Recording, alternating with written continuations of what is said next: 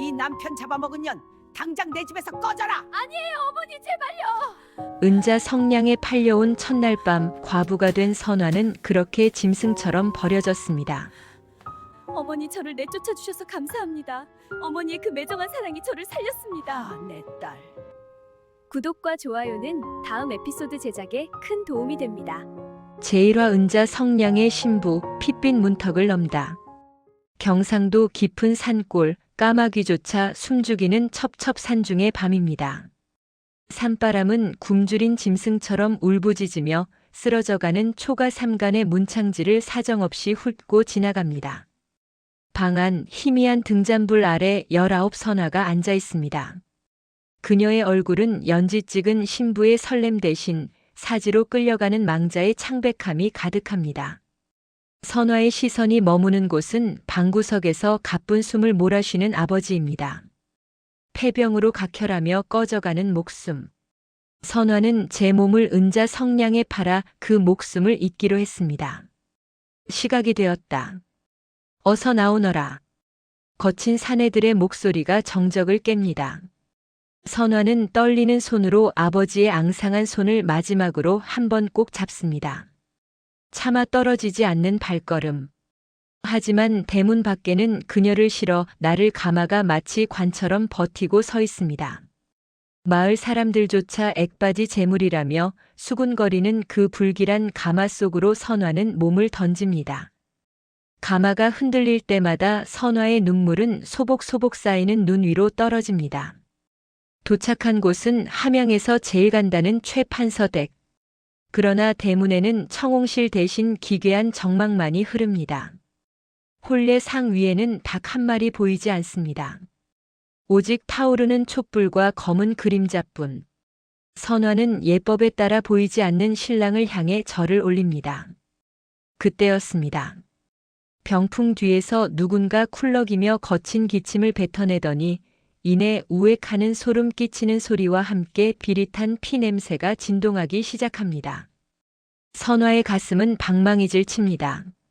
설마 하는 두려움이 엄습하는 찰나 신방의 문이 거칠게 열립니다. 무얼 하느냐?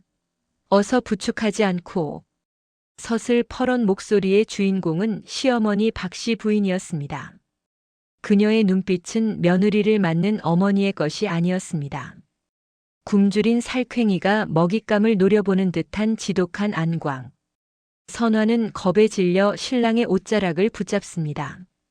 하지만 손끝등에 닿는 감촉은 서늘하기 짝이 없습니다. 신랑의 고개가 힘없이 꺾이며 선화의 어깨 위로 쓰러집니다. 그의 입가에서 흘러나온 검붉은 선혈이 선화의 하얀 홀레복을 붉게 물들입니다. 첫날 밤의 촛불이 채 반도 타오르기 전 선화는 과부가 되었습니다. 아니, 가문의 대를 끊어먹은 살인귀라는 낙인이 찍히는 순간이었습니다. 박씨 부인은 쓰러진 아들을 보며 비명을 지르는 대신 서늘한 미소를 지으며 선화의 뺨을 가차없이 후려칩니다. 내 인연. 내가 결국 우리 아들의 명줄을 끊어놓았구나. 찰나의 정적 후 박씨 부인의 명령에 대기하던 머슴들이 방 안으로 들이닥칩니다. 선화는 비명조차 지르지 못한 채 짐승처럼 끌려나갑니다. 10년 뒤 펼쳐질 기막힌 반전의 서막, 그 핏빛 첫날 밤의 막이 오르고 있었습니다. 하늘도 이 기막힌 운명을 아는지 갑자기 마른 하늘에서 장대비가 퍼붓기 시작합니다. 갓 혼례를 올린 새댁 선화의 몰골은 처참하기 이를 데 없습니다. 아들의 죽음을 목격한 박씨 부인의 눈동자에는 핏발이 섭니다. 그녀는 자식 잃은 어미의 슬픔보다 가문의 수치를 씻어내야 한다는 광기에 사로잡힌 듯 보입니다. 이 요망한 년을 멍석에 말아라. 가문의 기운을 빨아먹는 악귀가 들어왔으니 당장 그 혼주를 뽑아야 한다. 박씨 부인의 서슬 퍼런 명령이 떨어지자 마당에 대기하던 덩치 큰 머슴들이 달려듭니다. 선화는 저항할 새도 없이 차가운 진흙 바닥에 내동댕이 쳐집니다. 화려했던 원삼족두리는 진흙탕 속에 짓밟히고 선화의 하얀 속치마는 빗물과 흙탕물에 젖어 살결에 흉측하게 달라붙습니다. 머슴들은 인정사정 없이 선화의 머리채를 휘감아 쥐고는 거친 멍석 위로 집어던집니다. 어머님, 제발 말씀을 들어보셔요. 저는 아무 죄도 없습니다. 선화가 피를 토하듯 절규하며 박씨 부인의 치맛자락을 붙잡으려 손을 뻗습니다. 하지만 박씨 부인은 오물이라도 닿은 듯 치마를 걷어차며 가죽 채찍을 들어 선화의 손등을 사정없이 후려칩니다. 살점이 터져나가는 고통보다 더 가혹한 것은 박씨 부인의 싸늘한 눈빛입니다. 박씨 부인은 엎드려 있는 선화의 턱을 구두발로 들어 올립니다. 내 애비의 약값이 은자 성냥이라 했느냐? 그 값으로 우리 아들의 목숨을 샀으니 이제 내 목숨도 가문의 것이다. 칠거지약 중 으뜸은 남편을 죽게 한 죄니 살아서는 이 문턱을 나가지 못할 줄 알아라. 박씨 부인은 곁에 있던 하인에게 눈짓합니다. 곧이어 검은 천으로 감싼 무언가가 선화 앞에 던져집니다. 둔탁한 소리를 내며 떨어진 그것은 날이 시퍼렇게 선 은장도였습니다. 스스로 결단하라. 그것이 내 가문을 살리고 내 애비가 살아날 유일한 길이다. 선화의 눈앞이 아득해집니다. 자결을 강요하는 시어머니의 압박.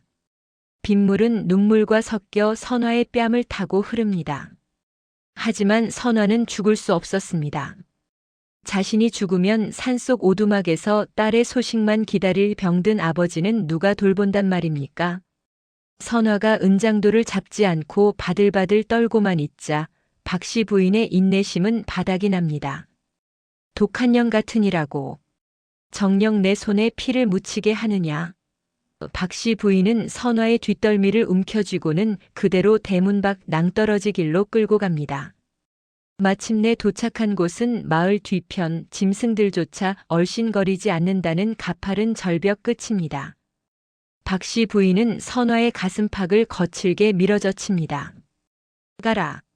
귀신이 되어 구천을 떠돌든 짐승의 밥이 되든 다시는 이 땅에 발을 들이지 마라. 선화는 비명조차 지르지 못한 채 빗물 섞인 진흙탕길을 굴러내려갑니다. 가시던 불에 살이 찢기고 돌부리에 머리가 부딪히며 선화의 의식은 점차 멀어집니다. 멀어지는 의식 속에서 마지막으로 본 것은 절벽 끝에 서서 자신을 차갑게 내려다보는 시어머니 박씨 부인의 검은 그림자였습니다. 인간으로서의 존엄이 완전히 파괴된 밤. 조선의 법도라는 이름 아래 한 여인의 삶은 그렇게 폐기처분되었습니다. 그러나 이것은 끝이 아니었습니다. 지옥의 밑바닥에서 선화의 눈이 번쩍 뜨이는 순간 처절한 복수와 보온의 서막이 비로소 열리고 있었습니다. 제3화 짐승의 시간 그리고 담장을 넘은 그림자. 칠흑 같은 어둠이 내린 숲속 빗줄기는 잦아들었지만 산속의 한기는 뼈를 파고듭니다. 절벽 아래 가시덤불 속에 처박힌 선화는 간신히 손가락 끝을 움직여 봅니다. 온몸에 뼈가 어긋난 듯한 통증이 밀려오고 찢긴 어깨에서는 검붉은 피가 흘러 진흙과 뒤섞입니다. 멀리서 들려오는 늑대들의 굶주린 울음소리가 선화의 고막을 찢어놓습니다. 정신이 혼미한 와중에도 선화는 손톱이 다 빠져나갈 듯 땅을 움켜쥐며 몸을 일으킵니다. 살아남아야 한다는 본능이 공포를 압도합니다. 그녀는 짐승처럼 네 발로 기어 계곡물에 머리를 처박습니다. 흙탕물인지 피인지 모를 물을 허겁지겁 들이켜며 선화는 자신의 깨진 이빨 사이로 흘러나오는 신음소리를 삼킵니다. 그 시각 최 판서댁 안방은 고요하다 못해 기괴한 정막이 흐릅니다. 며느리를 사지로 몰아넣은 박씨 부인은 아들의 시신 곁에 앉아 있습니다. 그런데 그녀의 행동이 이상합니다. 아들의 죽음 앞에 곡을 하는 대신 그녀는 선화가 벗어두고 간 피 묻은 적삼을 멍하니 바라보고 있습니다. 박씨 부인은 문득 자리에서 일어나 장롱 깊숙한 곳에서 투박한 보따리 하나를 꺼냅니다. 그 안에는 그녀가 친정에서 가져왔던 유일한 유산이자 가문의 비상금인 금부치 몇 점과 마른 음식이 들어 있습니다. 박씨 부인의 눈빛이 순간적으로 흔들리지만 이내 도끼 서린 표정으로 다시 돌아옵니다. 그녀는 아무도 몰래 어둠을 틈타 대문 밖으로 향합니다. 다시 숲속. 선화는 허기를 이기지 못해 썩은 나무 밑둥에 붙은 이끼를 긁어먹으며 연명하고 있습니다. 그때 정막을 깨고 무언가 둔탁한 소리를 내며 선화의 발치에 떨어집니다. 박씨 부인이 던졌던 바로 그 보따리입니다. 선화는 공포에 질려 뒷걸음질 칩니다. 나를 확인 사살하러 온 것인가? 어둠 속에서 누군가의 인기척이 느껴지지만 이내 사라집니다. 떨리는 손으로 보따리를 풀어본 선화의 눈이 경악으로 물듭니다. 그 안에는 날 선 은장도와 함께 조선 팔도 어디서든 요긴하게 쓰일 고가의 비녀와 금가락지가 들어 있습니다. 박씨 부인은 선화에게 죽음을 강요하며 은장도를 던진 것이 아니었습니다. 가문의 서슬 퍼런 살기 속에서 선화를 살려보낼 유일한 명분이 박대였고 그 보따리는 선화가 타지에서 목숨을 부지할 마지막 미천이었던 것입니다. 하지만 배신감과 공포에 눈이 먼 선화에게는 그저 시어머니의 잔인한 조롱으로만 느껴집니다. 죽으라는 뜻이구나. 이 칼로 내 목을 긋고 이 금부치는 내 저승길 노잣돈으로 쓰라는 게야. 선화는 광기에 어린 웃음을 터뜨리며 은장도를 집어듭니다. 칼날에 비친 자신의 처참한 몰골.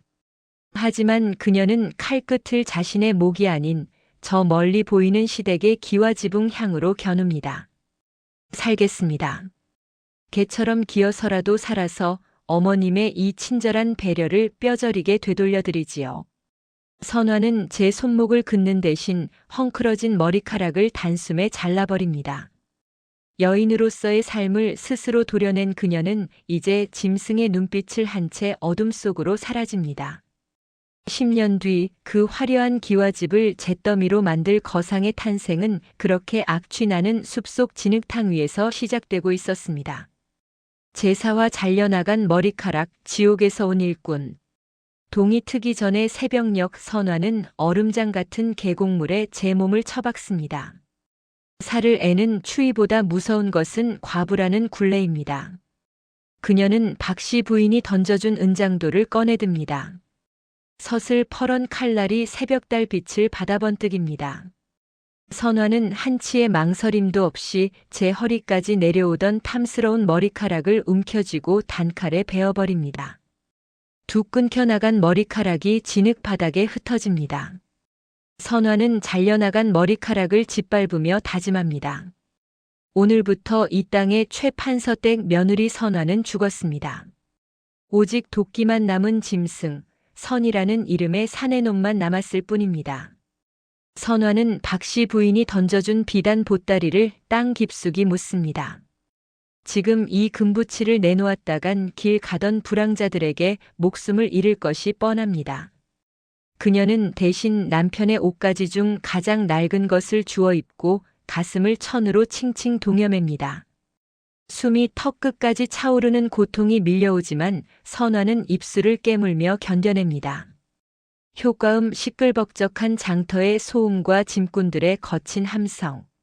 선화가 도착한 곳은 경상도와 충청도를 잇는 험준한 고갯길의 주막거리입니다.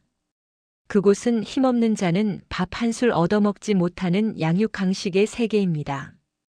이 핏덩이 같은 놈은 뭐야? 가서 내 어미 젖이나 더 먹고 와라. 덩치 큰 짐꾼 하나가 선화의 어깨를 툭 밀칩니다. 선화는 바닥에 구르면서도 놈의 바짓가랑이를 붙잡습니다. 시켜만 주십시오. 밥만 주신다면 무엇이든 하겠습니다. 선화의 목소리는 갈라지고 거칠었습니다. 상단 행수는 비릿한 웃음을 지으며 거대한 바위만큼 무거운 짐짝을 가리킵니다. 장정 둘이서 겨우 드는 등짐입니다. 선화는 가녀린 어깨 위에 그 지옥 같은 무게를 올립니다. 뚜둑 어깨뼈가 비명을 지르고 발톱이 신발 속에서 빠져나가 피가 배어나옵니다. 하지만 선화는 쓰러지지 않습니다. 눈앞에 비웃던 시어머니의 얼굴을 떠올리며 그녀는 한 걸음씩 지옥의 고개를 오릅니다. 한편 선화를 내쫓은 최판서댁 담장 안은 평온할 줄 알았으나 실상은 지옥보다 더 참혹했습니다. 박씨 부인은 아들의 장례를 치른 후부터 곡기를 끊었습니다. 문중 어른들은 며느리를 죽이지 않고 내쫓아 가문의 명예를 더럽혔다며 박씨 부인을 사당에 가두고 몰매를 때립니다. 박씨 부인의 등판은 이미 피떡이 되어 옷과 살점이 달라붙었습니다. 하지만 그녀는 단 한마디의 변명도 하지 않습니다. 오히려 어둠 속에서 피 묻은 손으로 바닥을 긁으며 중얼거립니다. 가거라. 멀리 가거라. 그래서 꼭 괴물이 되어서라도 살아남거라. 그녀의 눈에 서린 것은 광기가 아니라 며느리를 사지로 보낸 어미의 처절한 속죄였습니다. 하지만 산 고개를 넘으며 피눈물을 흘리는 선화에게 시어머니는 여전히 찢어 죽이고 싶은 원수일 뿐입니다.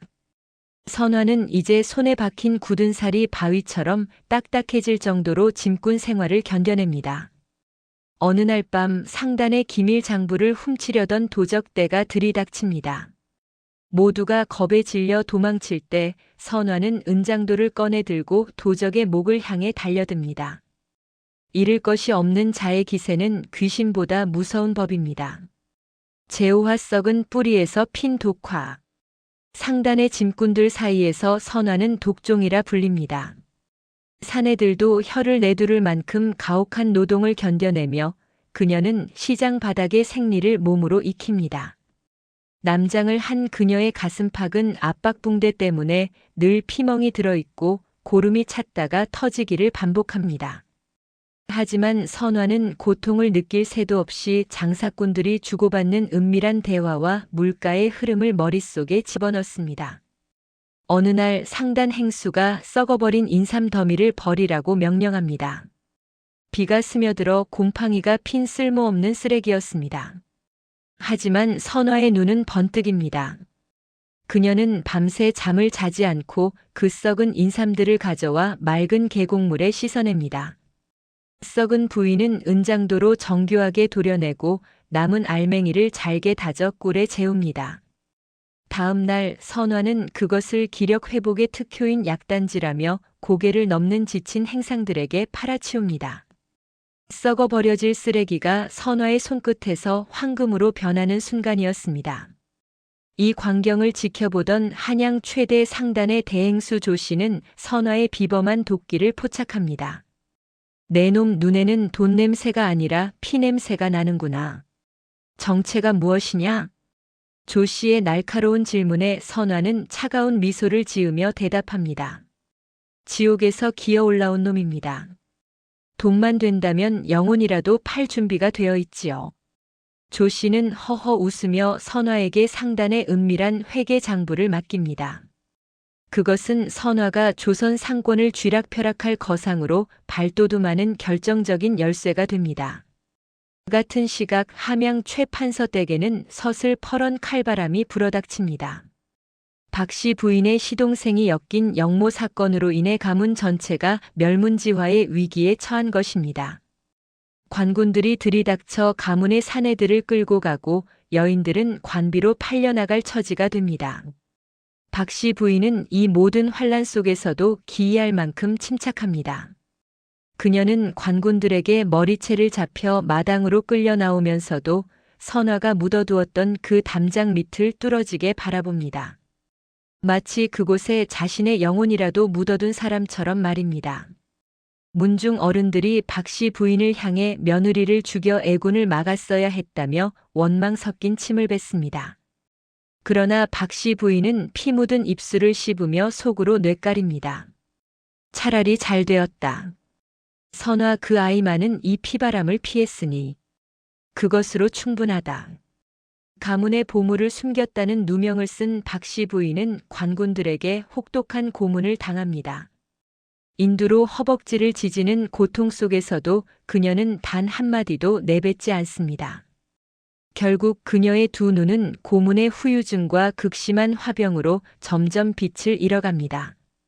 선화가 한양 상단에서 장부를 정리하며 돈의 흐름을 장악해 나가는 동안 박씨 부인은 어두운 감옥 바닥에 엎드려 자신의 눈이 멀어가는 것을 느낍니다. 선화는 더 높은 곳을 향해 기어오르고 박씨 부인은 더 깊은 수렁으로 떨어지는 기막힌 평행선이 그어지고 있었습니다. 제육화 비단옷을 입은 괴물과 눈먼 들개. 5년의 세월이 흘렀습니다. 한양 상권의 심장부인 종로 유기전에서 선행수라는 이름을 모르는 이는 없습니다. 선화는 이제 가슴을 동여매던 압박붕대 대신 빳빳하게 풀을 먹인 최고급 비단 도포를 입습니다. 굵직한 사내들조차 그녀의 서늘한 눈빛 한 번에 오금을 저립니다. 그녀는 시장의 정보를 장악하기 위해 기녀들을 매수하고 관료들의 약점을 잡아 상권을 집어삼키는 냉혈한이 되었습니다. 선화의 집무실 한편에는 낡은 은장도 하나가 놓여 있습니다. 매일 아침 그녀는 그 칼날을 갈며 복수의 날을 세웁니다. 최 판서댁이 영모로 망했다지. 하지만 내 손으로 직접 짓밟지 못한 것이 천추의 한이다. 선화는 거칠게 붓을 놀려 영남 지역의 약재 매입 장부를 지워버립니다. 함양 땅의 숨통을 조여 그곳에 남은 시어머니의 흔적까지 말살하려는 잔혹한 계획이었습니다. 같은 시각 함양의 어느 다리 밑 꾀죄죄한 누더기를 걸친 노파 하나가 바닥을 더듬거리며 구걸하고 있습니다. 한때 위세 높던 최 판서댁의 안주인 박씨 부인입니다. 고문으로 시력을 잃은 그녀의 눈은 초점이 없이 흐릿합니다. 사람들은 그녀를 함양 미친 할멈이라 부르며 돌을 던지거나 침을 뱉습니다. 박씨 부인은 누군가 발로 찬 깨진 바가지를 더듬어 쥐고는 그 안에 담긴 쉰 밥덩이를 허겁지겁 입으로 가져갑니다. 흙먼지가 섞인 밥을 씹으며 그녀는 꺼져가는 목소리로 누군가의 이름을 부릅니다. 선화야. 내 새끼 선화야. 지나가는 행인이 노파를 걷어차며 소리칩니다. 이 할망구가 노망이 났나? 내 아들을 잡아먹고 도망친 그년 이름을 왜 불러? 박씨 부인은 매질을 당하면서도 비굴하게 웃습니다. 매를 맞을 때마다 생기는 멍 자국들이 그녀의 온몸을 뒤덮고 있습니다. 선화는 한양에서 가장 비싼 술을 마시며 상인들과 웃고 있지만 그녀의 가슴 속엔 여전히 10년 전 빗속의 비명이 메아리칩니다. 그녀는 이제 함양으로 내려갈 채비를 합니다. 가문의 몰락을 확인하고 자신을 버린 시어머니가 얼마나 비참하게 죽어가는지 제 두 눈으로 직접 보기 위해서입니다. 선화는 수백 냥의 금괴를 괴짝에 담으며 서늘한 미소를 짓습니다. 어머님, 저를 은자 성냥에 파셨지요? 이제 제가 어머님의 목숨을 단돈푼돈에 사러 가겠습니다. 화려한 비단 신발을 신은 선화의 발걸음 아래로 함양 땅의 흙먼지를 뒤집어 쓴 박씨 부인의 손이 허공을 휘젓습니다. 운명의 수레바퀴는 이제 두 여인을 가장 잔혹한 재회의 장소로 몰아가고 있었습니다. 재치러 악취 나는 재회 은장도의 주인을 찾다. 10년의 세월은 강산만 바꾼 것이 아니었습니다. 함양 땅에 들어선 선화의 행렬은 그야말로 장관입니다. 수십 명의 호위 무사와 화려한 비단가마. 마을 사람들은 엎드려 고개를 들지 못합니다. 가마 안에서 선화는 차갑게 식은 눈으로 창밖을 봅니다. 화려했던 최 판서댁은 이미 잡초만 무성한 폐허가 되었고 가문의 영광은 흔적도 없습니다. 그 눈먼 할멈은 어디 있느냐? 선화의 짧은 물음에 앞장선 하인이 마을 끝자락 악취가 진동하는 오물 구덩이 옆 오두막을 가리킵니다. 계집보다 못한 그곳이 한때 조선을 호령하던 안주인이 머무는 곳이라니. 선화는 비단 신발이 오물에 닿는 것도 아랑곳하지 않고 가마에서 내립니다. 그녀의 손에는 10년 전 시어머니가 자신을 내쫓으며 던졌던 날이 서슬 퍼런 그 은장도가 쥐어져 있습니다. 오두막 문을 발로 걷어차자 매캐한 연기와 썩은 냄새가 코를 찌릅니다. 그 어둠 속에서 누더기 더미 같은 것이 꿈틀거립니다. 눈먼 노파 박씨 부인입니다. 그녀는 빛바랜 눈을 허공에 둔 채 바닥을 더듬으며 버려진 뼈다귀를 핥고 있습니다. 누군가? 밥 한 술 줄 동정심 많은 양반인가? 박씨 부인의 갈라진 목소리가 선화의 고막을 긁습니다. 선화는 대답 대신 노파의 앞에 은장도를 던집니다. 챙그랑 금소금이 정막을 깹니다. 이 칼의 주인을 기억하십니까? 어머님이 제 목을 치라고 주셨던 그 칼입니다. 노파의 몸이 벼락을 맞은 듯 굳어버립니다. 박씨 부인은 바들바들 떨리는 손으로 바닥을 더듬어 칼을 찾아냅니다. 칼날을 손끝으로 만지던 노파의 흐릿한 눈에서 갑자기 눈물이 터져 나옵니다. 에이, 이 칼이 어찌하여 정녕 선화 내가 살아 돌아온 것이냐? 선화는 차가운 미소를 지으며 노파의 멱살을 움켜쥐고 일으켜 세웁니다. 살아 돌아왔지요. 귀신이 되어 어머님을 지옥으로 끌고 가려고요. 은자 성냥에 팔려가서 빗속의 짐승처럼 내쫓겼던 그 며느리가 이렇게 돌아왔단 말입니다. 선화는 노파를 거칠게 바닥에 내동댕이 칩니다. 그리고는 준비해온 금괴 주머니를 노파의 머리 위로 쏟아붓습니다. 쏟아지는 금덩이들이 노파의 마른 몸을 때립니다. 보십시오. 어머님이 그렇게 좋아하시던 돈입니다. 이제 이 돈으로 어머님의 남은 수명을 제가 사겠습니다. 매일매일 죽음보다 더한 고통 속에서 연명하게 해드리지요. 하지만 박씨 부인은 금괴에는 관심도 없습니다. 그녀는 피가 맺힌 손으로 선화의 비단 자락을 붙잡으며 희죽희죽 웃기 시작합니다. 그 웃음은 미친 사람의 것인 동시에 무언가 큰 짐을 내려놓은 자의 안도감이 섞여 있습니다. 고맙구나. 살아줘서 고맙구나. 이제 내 할 일은 다 했어. 박씨 부인은 품속 깊은 곳에서 때 묻은 종이 꾸러미 하나를 꺼냅니다. 그것은 10년 동안 그녀의 체온으로 누렇게 변해버린 최 판서 댁에 숨겨진 문서와 선화의 아버지가 마지막으로 남긴 유품이었습니다. 선화는 복수의 쾌감 대신 무언가 잘못되었다는 서늘한 예감을 느끼며 노파가 내민 종이를 낚아챕니다. 재팔아 찢겨진 진실, 시어머니의 피로 쓴 서찰. 선화의 손에 들린 누런 종이 꾸러미가 바르르 떨립니다. 오물 냄새 가득한 오두막 안에서 선화는 10년 전 그날의 공포를 마주합니다. 종이를 펼치자 그 안에는 최 판서 가문의 비밀 장부와 함께 박씨 부인이 선화의 친정아버지에게 보낸 비밀 서찰의 복사본이 들어 있습니다. 이게 다 무엇입니까? 어머님이 왜 이런 걸? 선화의 냉소적인 목소리에 박씨 부인은 대답 대신 텅 빈 눈으로 허공을 향해 힘겹게 손을 뻗습니다. 서찰 속에는 기막힌 반전이 숨겨져 있었습니다. 10년 전 최 판서댁 어른들은 아들이 죽자 연려문을 세워 가문의 위세를 높이려 했습니다. 그들의 계획은 며느리 선화를 아들의 관 옆에 함께 묻는 순장이었습니다. 박씨 부인은 제 자식을 잃은 슬픔보다 산 목숨을 구덩이에 쳐넣으려는 가문의 잔인함에 치를 떨었습니다. 그녀는 며느리를 살리기 위해 일부러 문중 어른들 앞에서 선화를 재수 없는 년이라 매도하며 발로 차고 내쫓는 연극을 했던 것입니다. 서찰의 마지막 구절에는 선화의 아버지를 향한 박씨 부인의 당부가 적혀 있었습니다.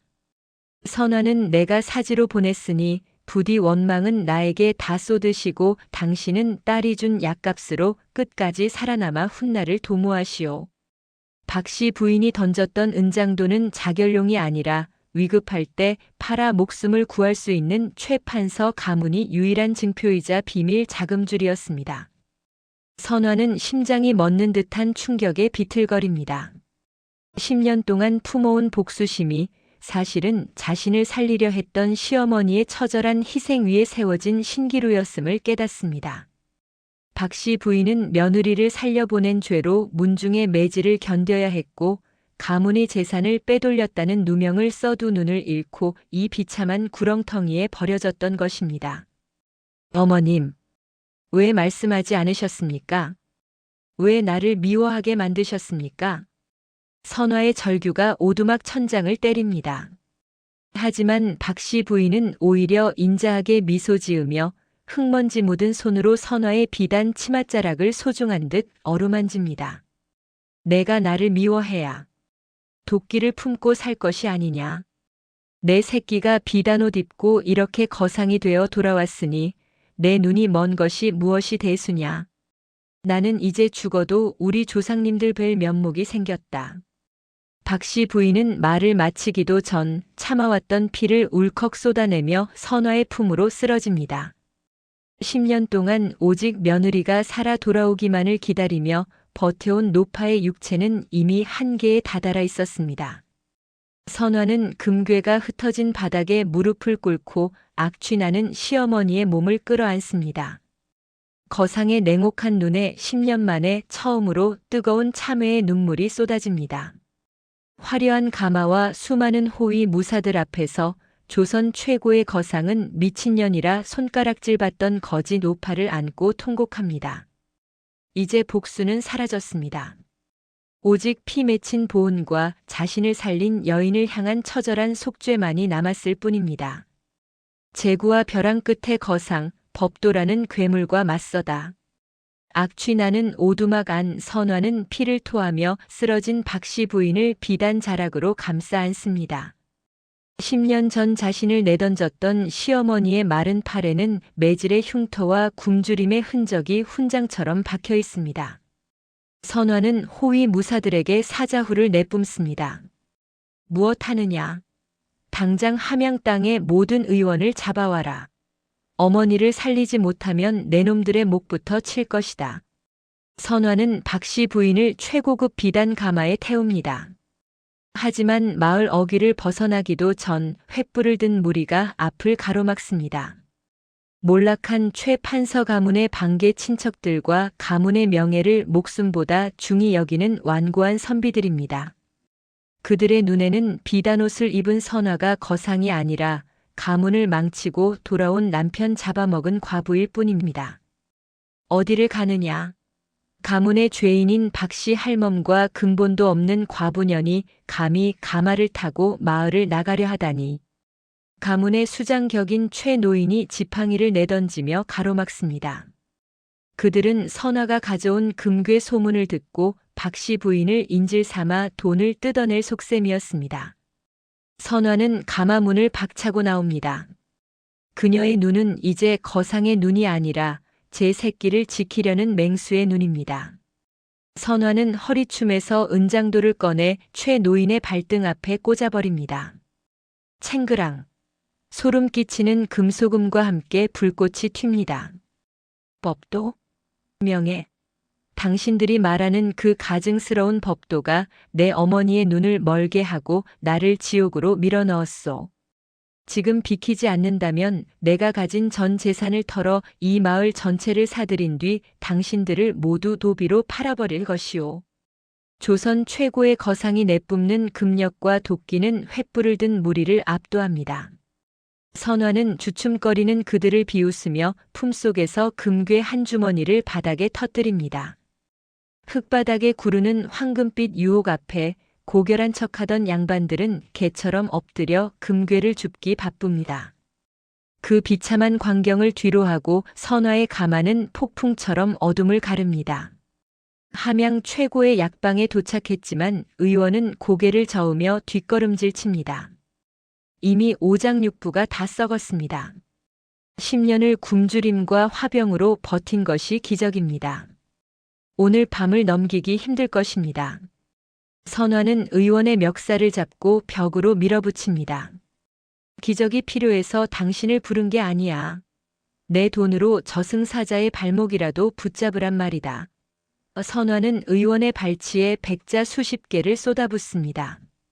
돈으로 생명을 살릴 수 없다는 상식 따위는 선화에게 통하지 않습니다. 그녀는 제 손가락을 깨물어 흐르는 피를 박씨 부인의 메마른 입술에 적십니다. 어머니 죽지 마셔요. 아직 제 사죄도 받지 않으셨지 않습니까? 제가 드리는 비단옷 한 번은 입어보시고 돌아가셔야지요. 그때 죽은 듯 고요하던 박씨 부인의 손가락이 미세하게 떨립니다. 그리고 감긴 눈꺼풀 사이로 진득한 피눈물이 한 방울 흘러내립니다.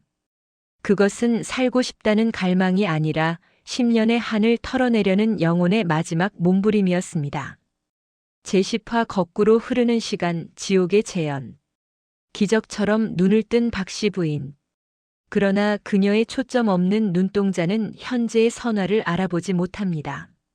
10년의 지옥 같은 세월이 그녀의 정신을 조각내버린 것일까요? 노파는 화려한 비단 침상에서 발버둥치며 울부짖습니다. 살려다오. 우리 선화는 죄가 없다. 그 아이를 멍석에 말지 마라. 노파는 정신이 나간 듯 10년 전 선화를 내쫓던 그 처참한 밤의 기억 속에 갇혀버렸습니다. 명희는 고개를 저으며 탄식합니다. 육신의 병보다 깊은 것이 마음의 병입니다. 스스로를 그날의 죄책감 속에 가두셨으니 영영 깨어나지 못할 수도 있습니다. 선화는 피가 맺히도록 입술을 깨뭅니다. 어머니를 현재로 불러오기 위해선 가장 잔인한 방법이 필요했습니다. 그녀는 결심한 듯 비단 도포를 벗어던지고 10년 전에 그 낡고 찢긴 소복을 찾아 몸에 걸칩니다. 선화는 화려한 저택의 방 안에 빗물을 뿌리고 흙탕물을 들여옵니다. 그리고 박씨 부인 앞에 무릎을 꿇고 엎드려 울부짖습니다.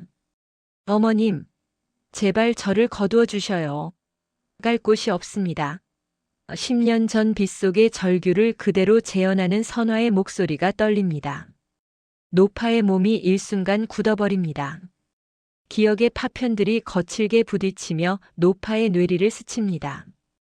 박씨 부인은 바들바들 떨리는 손으로 선화의 젖은 소복을 더듬습니다. 선화. 선화냐? 정녕 내가 매를 맞으며 쫓겨나던 그날이냐? 노파의 목소리에 서린 것은 광기가 아닌 피 맺힌 슬픔입니다. 선화는 노파의 거친 손을 자신의 얼굴에 갖다 댑니다. 예, 어머니. 저 여기 있습니다. 어머니가 내쫓으셨던 그 불쌍한 며느리가 여기 있습니다. 그 순간 박씨 부인의 흐릿하던 눈에 생기가 돌며 초점이 맺힙니다. 10년의 안개가 걷히고 마주한 현재. 노파는 자신의 손에 닿는 선화의 얼굴이 환상이 아님을 깨닫습니다. 아, 선화야. 내 새끼야. 노파는 선화를 끌어안고 짐승처럼 울음을 터뜨립니다. 비단 침상은 순식간에 눈물바다가 됩니다. 하지만 감동의 재회도 잠시 저택 밖에서 횃불을 든 무리가 다시 나타납니다. 금괴의 눈이 먼 문중 친척들이 관군까지 매수에 들이닥친 것입니다.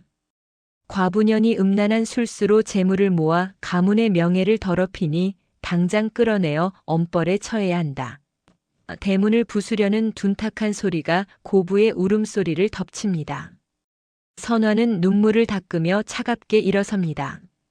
그녀의 눈빛은 다시 냉혈한 거상의 것으로 돌아옵니다.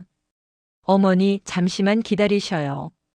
제가 어머니를 지옥으로 밀어넣었던 저 자들의 혀를 모두 뽑아버리고 오겠습니다. 선화는 옆에 놓인 은장도를 집어듭니다. 10년 전 시어머니가 자신을 살리기 위해 던졌던 그 칼이 이제는 어머니를 지키기 위한 복수의 칼날이 되어 번뜩입니다. 제11화 금력의 심판, 대문을 부수는 사이다. 쿠릉, 쾅. 저택의 육중한 대문이 도끼질의 비명을 지르며 쪼개집니다. 횃불을 든 문중 친척들과 관아의 포졸들이 개떼처럼 마당으로 들이닥칩니다. 그들의 눈에는 탐욕이 번들거립니다. 가문의 수치인 과부년을 끌어내라. 그 더러운 재물은 모두 문중의 것이니 몰수하겠다. 최노인의 탐욕스러운 고함이 밤 공기를 가릅니다. 그때 저택의 본체 문이 천천히 열립니다. 선화는 다시 화려한 비단 도포를 걸치고 머리에는 거상의 위엄을 상징하는 비녀를 꽂은 채 당당히 걸어 나옵니다. 그녀의 곁에는 조선 최고의 살수들로 구성된 호위 무사들이 그림자처럼 버티고 서 있습니다. 선화의 손등에는 어머니를 부둥켜 안을 때 묻은 핏자국이 여전히 붉게 남아 있습니다. 선화는 계단 위에서 아래를 내려다보며 서늘한 미소를 지읍니다. 법도라. 명예라. 내 어머니를 거지 노파로 만들고 눈까지 멀게 한 대가가 고작 그 알량한 주둥이질이었소. 선화는 품속에서 금빛 비단으로 감싼 두루마리 하나를 꺼내 던집니다. 그것은 한양 상단이 왕실에 바치는 공물 목록과 함께 임금의 측근인 호조판서의 직인이 찍힌 서찰입니다. 최 노인의 손이 바들바들 떨립니다. 서찰의 내용을 확인한 관아의 현감은 안색이 종이장처럼 창백해지며 바닥에 엎드러집니다. 이분이 궁궐의 약재를 독점하는 상단의 행수님이셨단 말이냐? 현감의 지휘봉이 바닥에 힘없이 떨어집니다. 선화는 계단을 한 칸씩 내려오며 최 노인의 턱 끝에 은장도를 들이댑니다. 돈을 원한다고 했나? 그럼 마음껏 가져가 보시오. 선화가 손짓하자 호위 무사들이 커다란 괴짝 수십 개를 마당으로 내던집니다. 괴짝이 터지며 쏟아져 나온 것은 눈이 멀 정도로 찬란한 엽전과 은괴들입니다. 문중 사람들은 넋을 잃고 돈 무더기로 달려듭니다. 하지만 그들이 돈을 움켜쥐려는 찰나 선화의 차가운 명령이 떨어집니다. 그 돈을 만지는 손가락은 모두 잘라라. 저들은 내 어머니를 굶주리게 한 자들이니 이제 평생 밥숟가락도 들지 못하게 만들어주마. 순식간에 마당은 탐욕의 대가를 치르는 자들의 핏물로 젖어듭니다. 선화는 최 노인의 상투를 움켜쥐고 귀 밑에 속삭입니다. 당신들이 10년 전 내 어머니에게 했던 그 가혹한 짓들, 내가 100배로 돌려주겠다고 맹세했지. 오늘부터 이 마을의 모든 땅과 집은 내 소유다. 당신들은 이제부터 내 노예가 되어 어머니가 구걸하던 그 다리 밑에서 평생 오물을 치우며 살게 될 것이다. 공포에 질려 똥오줌을 지리는 양반들을 뒤로하고 선화는 다시 방으로 들어갑니다. 방 안에서는 박씨 부인이 두려움에 떨며 귀를 기울이고 있습니다. 선화는 피 묻은 손을 옷에 닦고는 세상에서 가장 다정한 목소리로 어머니의 손을 잡습니다. 어머니, 이제 다 끝났습니다. 이제 아무도 우리를 괴롭히지 못합니다. 노파의 눈에 고였던 피눈물이 닦이고 처음으로 평온한 미소가 번집니다. 가혹한 운명을 재력과 복수로 뒤엎어버린 거상의 심판. 그러나 진정한 보훈의 시작은 이제부터였습니다. 제12화 죽은 자의 유령, 무덤 속에서 온 서찰. 함양 땅은 이제 선화의 발 아래 있습니다. 문중의 탐욕스러운 사내들은 선화의 집 마당에서 오물을 치우는 노비로 전락했고 최 노인은 자기가 며느리를 내쫓았던 그 절벽 끝 오두막에 갇혀 매일같이 공포에 떱니다. 선화는 눈먼 박씨 부인에게 조선에서 가장 부드러운 명주옷을 입히고 매일 아침 서역에서 건너온 진귀한 약재로 눈을 닦아냅니다. 어머니, 조금만 참으셔요. 이제 곧 빛이 보일 것입니다. 하지만 박씨 부인은 평온함 속에서도 문득문득 창밖을 향해 귀를 기울입니다. 선화야. 가끔 밤마다 담장 밖에서 그 아이의 기침 소리가 들리는 것 같구나. 내 아들 죽은 그 아이 말이다. 선화는 그저 노파의 망령이라 치부하며 어머니의 손을 꼭 잡을 뿐입니다.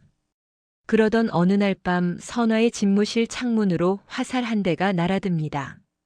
화살촉 끝에 꽂힌 것은 10년의 세월이 무색할 만큼 깨끗하게 보존된 죽은 남편의 홀레복 조각이었습니다. 그 천 조각 위에는 검붉은 피로 불암이라는 두 글자가 적혀 있습니다. 선화의 눈동자가 격렬하게 흔들립니다. 불암.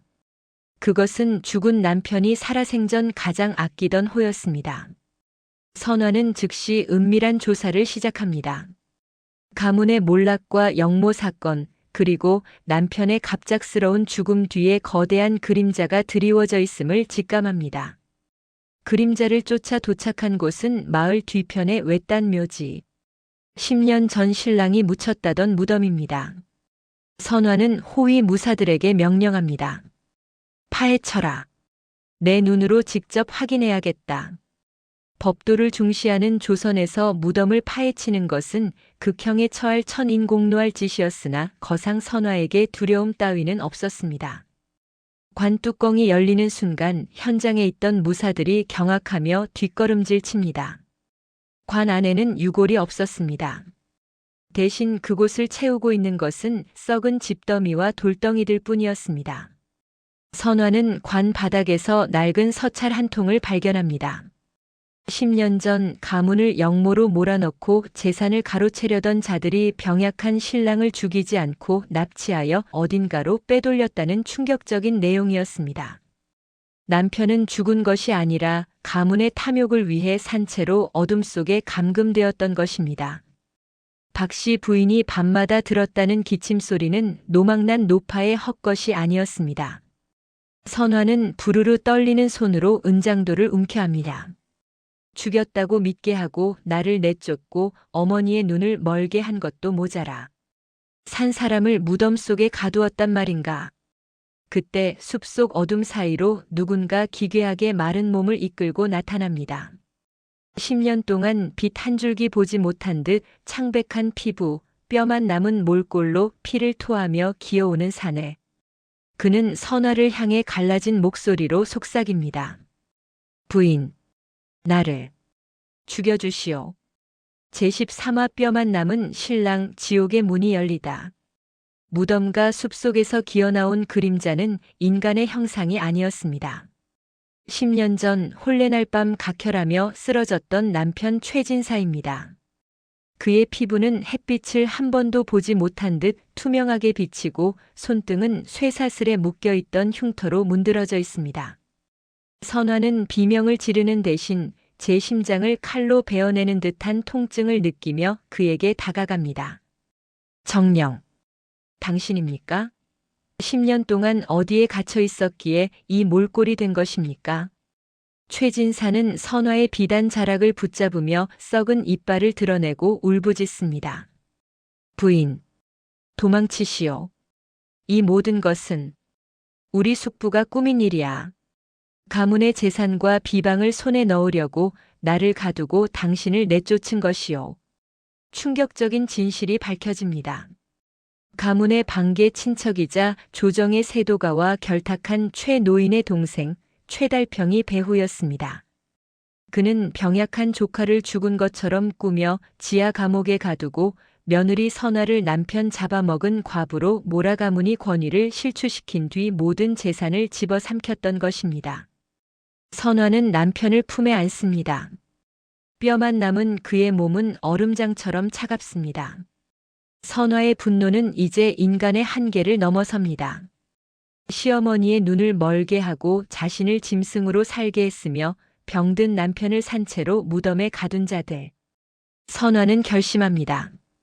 단순히 죽이는 것으로는 부족합니다. 그들이 누리는 그 권세와 생명을 가장 추악한 방식으로 난도질하겠노라고. 선화는 남편을 비밀 거처로 옮긴 뒤 다시 저택으로 돌아옵니다. 그녀의 눈은 이미 지옥에서 온 귀신의 눈입니다. 그녀는 마당에서 오물을 치우던 노비들 중 최달평의 수하 노릇을 했던 자들을 끌어냅니다. 말해라. 최달평이 지금 어디 숨어 있느냐? 그자가 조정의 누구와 결탁하여 이 피비린내 나는 짓을 저질렀느냐? 선화는 대답하지 않는 자의 손가락을 은장도로 하나씩 짓누릅니다. 자극적인 고통의 비명이 밤 공기를 가르지만 선화의 표정은 한없이 평온합니다. 한 조각씩 살점을 떼어내주랴 아니면 내 자식들이 구걸하는 꼴을 보여주랴. 공포에 질린 자가 드디어 입을 엽니다. 최달평이 현재 한양에서 호조 판서의 비호를 받으며 선화가 모은 재산을 가로챌 계획을 세우고 있다는 폭로가 터져 나옵니다. 선화는 차가운 미소를 지으며 호위 무사들에게 명령합니다. 함양의 모든 창고를 비워라. 그리고 그 재물을 한양으로 운반한다. 최달평이 그렇게 원하는 돈, 그 돈더미에 깔려 죽게 만들어주마. 그 같은 시각 방 안에서 기력을 회복하던 박씨 부인은 아들의 생존 소식을 듣고 텅 빈 눈에서 피눈물을 쏟아냅니다. 내 아들. 내 아들을 그 지옥 속에 가두고 내가 밥을 먹었구나. 노파는 자신의 가슴을 손톱으로 긁으며 자학합니다. 선화는 시어머니의 손을 붙잡고 낮게 은졸입니다. 어머니, 울지 마셔요. 이제부터 제가 보여드릴 복수는 저들이 차라리 죽여달라고 빌게 만드는 지옥이 될 것입니다. 선화는 10년 전 자신이 잘라냈던 머리카락을 태우며 한양을 향한 핏빛 진격을 시작합니다. 제14화 한양의 핏빛 잔치, 상자 속의 증언자. 한양 호조판서 김대감의 환갑잔치로 온 장안이 떠들썩합니다. 세도가들이 모여 권력을 과시하는 그 자리에 영남의 거상 선행수가 보낸 거대한 선물 상자 4개가 도착합니다. 황금 비단으로 쌓인 상자들은 보는 이들의 탄성을 자아내기에 충분합니다. 최달평은 김대감의 옆에서 의기양양하게 미소 지으며 자신의 공인 양 어깨를 으쓱입니다. 호호 함양의 그 과부년이 이제야 제 주인을 알아보는 모양입니다. 김대감께 드리는 성의이니 기쁘게 받으시지요. 최달평의 비열한 웃음소리가 연회장에 퍼지는 순간 선화가 직접 연회장의 문을 열고 들어섭니다. 10년 전 흙바닥을 기던 며느리의 모습은 어디에도 없습니다. 그녀의 발걸음마다 서늘한 살기가 뿜어져 나옵니다. 선화는 김대감에게 정중히 절을 올린 뒤 차가운 눈빛으로 최달평을 쏘아봅니다. 대감, 제가 보낸 선물은 금은 보화가 아닙니다. 10년 동안 정성껏 썩혀온 진실이라는 귀한 물건이지요. 첫 번째 상자가 열립니다. 그 안에서 튀어나온 것은 10년 전 남편을 가두었던 지하 감옥의 쇠사슬과 고문 기구들입니다. 연 회장은 순식간에 술렁입니다. 최달평의 안색이 흑빛으로 변합니다. 두 번째 상자에서는 최달평이 가문의 재산을 가로채기 위해 위조했던 문서들과 역모를 조작하기 위해 호조판서와 주고받은 밀서들이 쏟아져 나옵니다. 김대감의 술잔이 바닥에 떨어져 박살납니다. 에이, 이게 무슨 해괴한 짓이냐? 세 번째 상자. 선화는 최달평의 앞으로 다가갑니다. 이것은 당신이 10년 전 죽였다고 믿었던 사람의 심장 소리요. 상자 안에서 기어나온 것은 뼈만 남은 몰골로 10년 만에 햇빛을 마주한 남편 최진사입니다. 그는 피를 토하며 최달평의 바짓가랑이를 붙잡습니다. 숙부, 어찌 나를 무덤 속에 가두셨습니까? 연 회장은 비명과 경악으로 아수라장이 됩니다. 최달평은 미친 듯이 뒷걸음질 치다 마지막 4번째 상자에 부딪힙니다. 선화는 잔혹한 미소를 지으며 마지막 상자의 뚜껑을 발로 차버립니다. 그 안에는 아무것도 없었습니다. 텅 빈 공간. 최달평이 의아해하는 찰나 선화가 그의 귀에 대고 죽음의 속삭임을 건넵니다. 이 상자는 당신의 집안 식구들이 들어갈 자리요. 당신이 내 남편을 가둔 것처럼 당신의 아들과 손자들을 내가 산채로 묻어주겠다고 약조하지. 선화는 품속에서 어명이 적힌 서찰을 꺼내듭니다. 한양 상단의 거대한 금력으로 이미 의금부와 대간들을 매수한 상태였습니다. 호조판서 김씨와 최달평은 역모 조작과 살인 교사 혐의로 즉시 압송하라. 포졸들이 들이닥쳐 최달평의 상투를 휘감아 줍니다. 그는 바닥을 긁으며 금괴 무더기를 향해 손을 뻗지만 선화는 그 손을 비단 신발로 사정없이 짓밟아 버립니다. 그 돈 저승길 노잣돈으로나 쓰시오. 당신의 집안은 오늘부로 조선 땅에서 지워질 것이니. 선화는 아수라장이 된 연 회장을 뒤로하고 피를 토하는 남편을 부축해 밖으로 나옵니다. 대문 밖에는 가마 안에서 이 소란을 소리로만 듣고 있던 눈먼 박씨 부인이 오열하며 아들의 이름을 부르고 있습니다. 10년의 한이 서린 핏빛 복수가 한양의 밤하늘을 붉게 물들이고 있었습니다. 제15화 지옥 끝에서 만난 남편 그리고 마지막 자객. 한양 권력의 중심부였던 김대감의 저택은 이제 비명과 통곡이 가득한 생지옥으로 변했습니다. 선화는 뼈만 남은 남편 최진사를 업고 피비린내 나는 연 회장을 빠져나옵니다. 10년 만에 아들의 온기를 느낀 박씨 부인은 보이지 않는 눈으로 아들의 얼굴을 더듬으며 오열합니다. 내 아들. 정녕 내 아들이란 말이냐? 이 야윈 살집이 다 어찌 된 일이냐? 최진사는 이미 기력이 다해 선화의 어깨 위에서 가느다란 숨만 내뱉습니다. 부인. 이제 집으로 가고 싶소. 우리 세 식구 처음 만났던 그 함양 땅으로. 그의 목소리는 흩어지는 연기처럼 위태롭습니다. 선화는 입술을 깨물며 다짐합니다. 예, 어머니와 함께 갑니다. 그 누구도 우리를 막지 못할 것입니다. 하지만 복수의 끝에는 언제나 독이 남는 법입니다. 최달평에 숨겨진 사가 자객들이 어둠 속에서 나타납니다. 주인을 잃은 사냥개들이 마지막 발악을 시작한 것입니다. 수십 발의 화살이 선화의 가마를 향해 쏟아집니다. 선화는 남편과 시어머니를 가마 안으로 밀어넣고 직접 은장도를 뽑아듭니다. 어머니, 절대 밖을 보지 마셔요. 아니, 소리도 듣지 마셔요. 선화의 호위 무사들과 자객들의 처절한 난전이 벌어집니다. 선화 역시 10년 전 짐승처럼 산을 타며 익혔던 도끼로 자객의 칼날을 받아냅니다. 비단옷은 순식간에 자객들의 피로 붉게 물들고 선화의 팔뚝에도 깊은 자창이 생깁니다. 고통이 밀려오지만 그녀는 멈추지 않습니다. 10년을 기다려온 재회인데 여기서 무너질 수는 없습니다. 과부년 주제에 감히 하늘을 범하려 하느냐. 자객의 우두머리가 휘두른 칼이 선화의 어깨를 스칩니다. 선화는 비틀거리면서도 놈의 가슴팍에 은장도를 깊숙이 박아넣습니다. 하늘, 내 어머니의 눈을 멀게 하고 내 남편을 생매장한 것이 하늘이라면 나는 오늘 그 하늘을 죽이겠다. 피범벅이 된 선화가 간신히 자객들을 물리치고 가마 문을 열었을 때 최진사는 마지막 힘을 다해 선화의 손을 잡습니다. 그의 입가에서 검은 피가 울컥 쏟아집니다. 10년 동안 지하 감옥에서 서서히 중독되었던 도끼가 이제야 온몸으로 퍼진 것입니다. 부인, 고맙소. 나를 사람으로 죽게 해줘서, 내 어머니를 지켜줘서.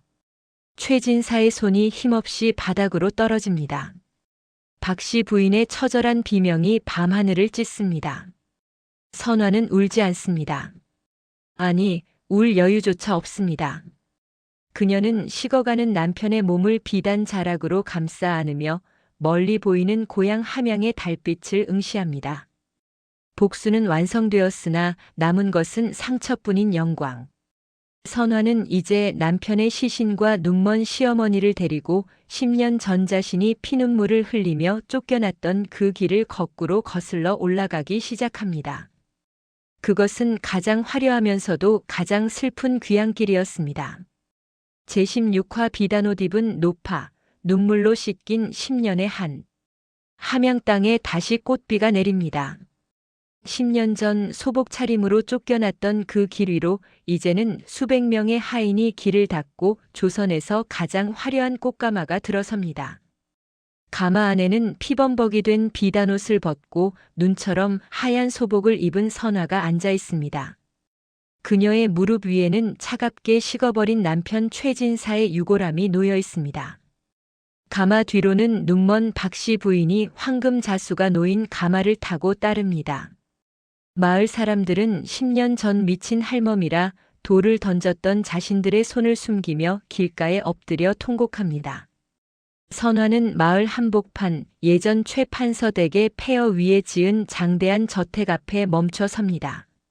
선화는 박씨 부인을 등에 업고 저택의 가장 높은 방으로 향합니다. 어머니, 이제 다 왔습니다. 여기가 어머니의 집입니다. 선화는 서역에서 가져온 진귀한 향료를 태워 방 안의 악취를 몰아내고 어머니의 구분 등을 손수 닦아내기 시작합니다.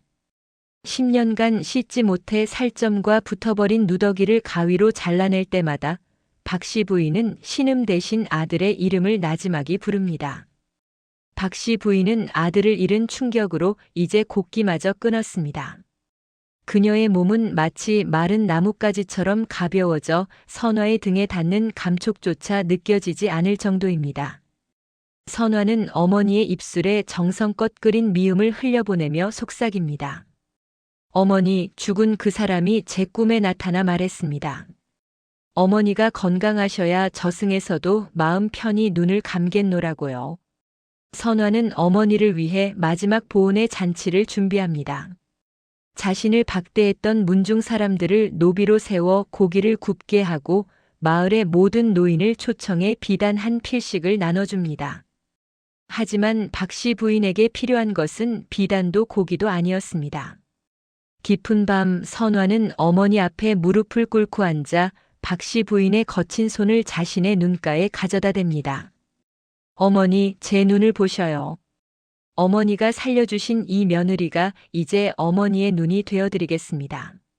선화는 서역의 상인에게 전 재산의 절반을 주고 바꾼 기이한 안약과 수정 렌즈를 꺼냅니다.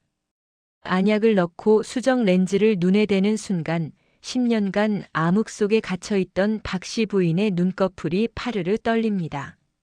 서서히 빛이 스며들고 흐릿한 형체가 보이기 시작합니다. 처음에는 달빛이, 그 다음에는 방 안의 촛불이, 그리고 마지막으로 눈앞에 엎드려 있는 한 여인의 얼굴이 보입니다. 박씨 부인은 떨리는 손을 뻗어 선화의 뺨을 만집니다. 선화. 선화냐? 정녕 내가 이렇게 곱게 자랐단 말이냐? 10년 만에 마주한 며느리의 얼굴. 박씨 부인은 선화의 얼굴이 흉터 하나 없이 빛나는 것을 보고는 덩실덩실 춤을 추기 시작합니다. 아들을 잃은 슬픔보다 며느리가 번듯하게 살아 돌아온 기쁨이 노파의 마른 몸을 움직이게 한 것입니다. 두 여인은 서로를 끌어안고 10년의 세월을 눈물로 씻어냅니다. 어머니, 저를 내쫓아 주셔서 감사합니다. 어머니의 그 매정한 사랑이 저를 살렸습니다. 고부간의 벽을 허물고 침모녀보다 더 깊은 연으로 묶인 두 사람의 통곡 소리가 밤하늘의 달빛조차 울리게 만듭니다. 제17화 대단원, 달빛 아래 핀 영원한 보은. 함양의 하늘 아래 10년의 비극을 씻어내듯 눈부신 아침 해가 떠오릅니다. 한때 폐허였던 최판서댁 부지에는 조선에서 가장 아름다운 정원이 조성되었습니다. 선화는 이제 거상의 무거운 도포를 벗고 평범하지만 기품 있는 여인의 옷차림으로 돌아왔습니다. 그녀의 곁에는 시력을 기적적으로 회복하고 인자한 미소를 되찾은 박씨 부인이 앉아 있습니다. 마지막 복수의 불씨였던 문중의 잔당들은 선화가 베푼 압도적인 자비 앞에 스스로 무릎을 꿇었습니다. 선화는 자신을 짓밟았던 자들에게 칼을 휘두르는 대신 그들에게 일자리를 주고 굶주린 배를 채워주었습니다. 진정한 복수는 피를 흘리는 것이 아니라 원수들조차 고개를 숙이게 만드는 위대한 덕임을 선화는 장사를 통해 배웠기 때문입니다. 선화는 정원 한가운데 남편 최진사를 기리는 작은 사당을 세웠습니다. 그리고 매일 아침 박씨 부인의 손을 잡고 그곳을 산책합니다. 어머니 보셔요. 진사나리께서 좋아하시던 백매화가 활짝 피었습니다. 박씨 부인은 이제 보이지 않는 눈이 아닌 마음의 눈으로 세상을 봅니다. 그래, 선화야. 내 아들은 죽은 것이 아니라 이 꽃향기 속에, 그리고 내 맑은 눈망울 속에 영원히 살고 있구나. 박씨 부인은 품속에서 낡은 은비녀 하나를 꺼내 선화의 머리에 정성스레 꽂아줍니다. 이것은 내가 너를 내쫓던 날, 내가 도망칠 미천이 되길 바라며 던졌던 비녀다. 이제야 제 주인을 찾아가는구나. 선화는 어머니의 마디 굵은 손을 잡고 조용히 눈물을 훔칩니다. 10년 전 빗속의 문전박대는 잔인한 버림이 아니라 단 하나뿐인 며느리를 살리기 위해 자신의 영혼을 도려냈던 어미의 숭고한 결단이었음을 다시금 가슴에 새깁니다. 그날 밤 마을 사람들을 모두 초청한 성대한 잔치가 열립니다. 선화는 이 잔치에서 자신의 전 재산을 함양 땅의 가난한 이들과 과부들을 위한 기금으로 내놓겠다고 선포합니다. 재물은 흐르는 물과 같아 머물면 썩는 법입니다. 저는 이제 거상이 아닌 한 여인의 딸로서 어머니를 모시고 평범하게 살아가려 합니다. 달빛이 은은하게 내리쬐는 밤 고부는 정자에 나란히 앉아 마주봅니다.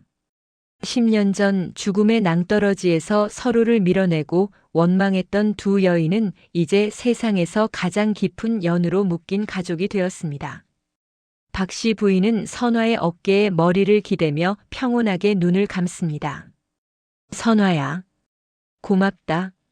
나를 사람으로 살게 해줘서, 그리고 끝까지 내 손을 놓지 않아줘서. 어머니, 제가 더 감사합니다. 저를 살려주시고 기다려주셔서. 이제 우리 다시는 헤어지지 말아요. 두 사람의 그림자가 달빛 아래 하나로 겹쳐집니다. 억울한 누명도, 가혹한 문전박대도, 피비린내 나는 복수도 모두 지나간 꿈처럼 멀어집니다. 남은 것은 오직 꽃가마 타고 돌아온 며느리의 지극한 효심과 그 며느리를 위해 악귀가 되었던 시어머니의 눈물겨운 사랑뿐입니다. 함양 땅에 밤이 깊어가고 고부의 따뜻한 웃음소리가 담장을 넘어온 마을로 퍼져나갑니다. 시대를 이긴 위대한 보은의 이야기는 그렇게 전설이 되어 대단원의 막을 내립니다. 구독과 좋아요, 알림 설정까지 부탁드리옵니다.